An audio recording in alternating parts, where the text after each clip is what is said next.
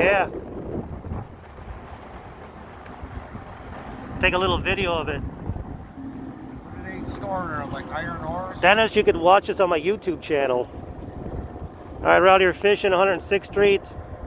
Big ship coming by.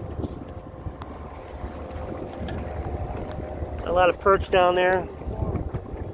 Got a whole bucket of fish. Whole bucket of perch. And there they are down there, just off the bottom waters. Trying to say it's sunny here. Big ship came by.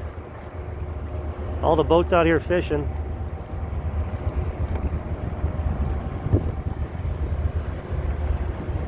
This is the area we're fishing right over here.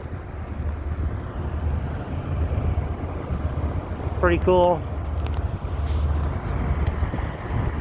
Got a bunch of fish. Another bucket full of perch. We're getting there. You got to build up your school. There's a bunch of boats fishing back there. Got to watch out for all the ships coming by. They're make you a little nervous. The water's still pretty clean. This is the area right here. Like I said, perch are just coming right off the bottom there. Nice school. A lot of boats out today. Community spot.